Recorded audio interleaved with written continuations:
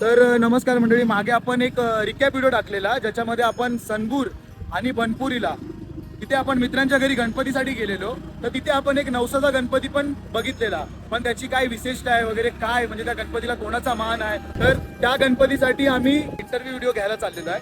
तर मी आणि माझा भाऊ आता आम्ही निघालोय. तर आता आम्ही जस्ट पोहोचलोय म्हणजे एसलेवाडी, तुम्ही पाहू शकता मागे एसलेवाडीला आता आम्ही पोहोचलो आहे. तर चला व्हिडिओची सुरुवात करूया.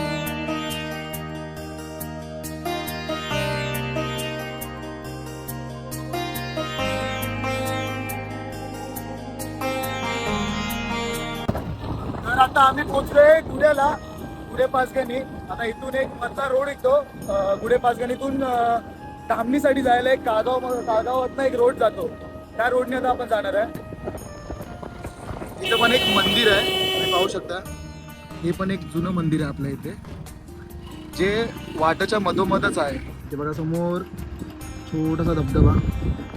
तर आता आम्ही पोहोचलोय काळगाव, उतरलोय खाली.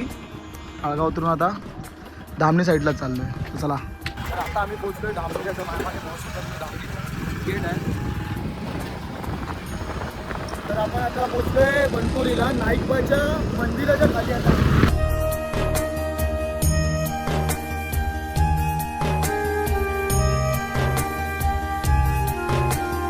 आता आम्ही पोहोचणार आहे सनपूरमध्ये. तर त्या मानाच्या गणपतीचे जे सेवेकरी आहेत त्यांचा आपण एक म्हणजे त्या गणपतीचे काय काय विशेषता असतात त्याबद्दल आपण जाणून घेणार आहे. तर त्यांच्या लोकांचे एक छोटेसे आपण बाईट्स घेणार आहे. तर आपण आता व्हिडिओची सुरुवात करूया.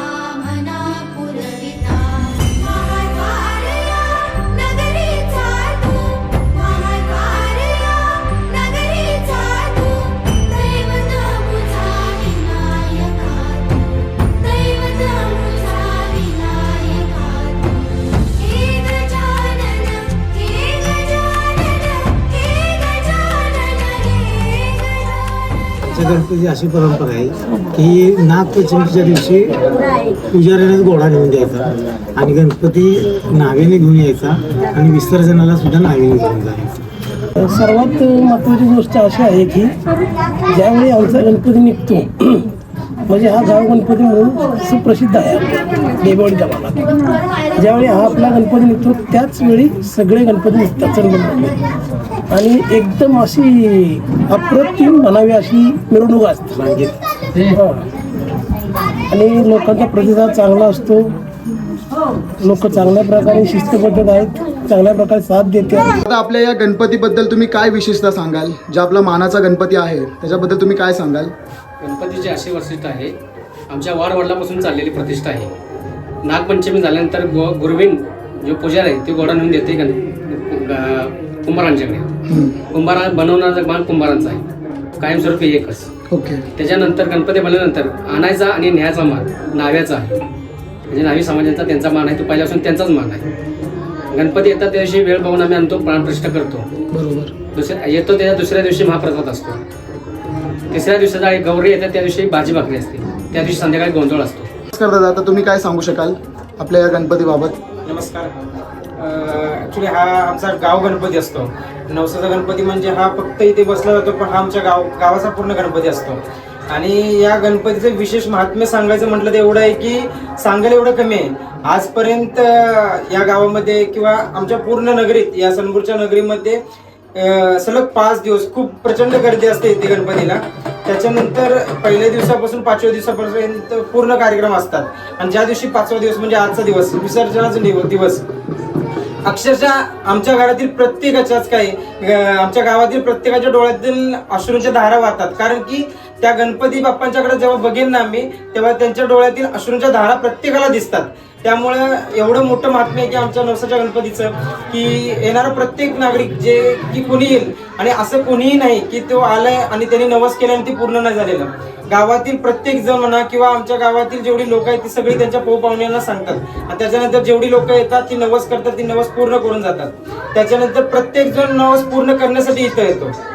दुसरी गोष्ट सांगायची म्हणजे अशी की जी मिरवणूक काढतो आम्ही गणपतीची, ती हा आमचा गावाचा गणपती असल्यामुळे पहिल्यांदा हा गणपती हलवल्यानंतर प्रत्येक गावातील प्रत्येकाचे गणपती हलतात.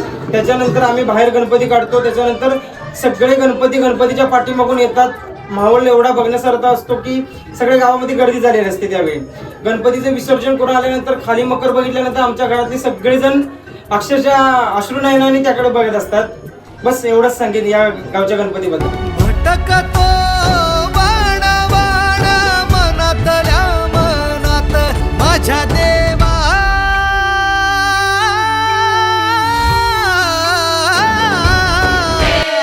कपाळिया नशिबाची रे ग पाड देवा, तुझ्या हातानेच माझी नजर काढ देवा. रे कपाळिया नशिबाची रे ग पाड देवा, तुझ्या हातानेच माझी नजर काढ देवा. माझ्या देवा.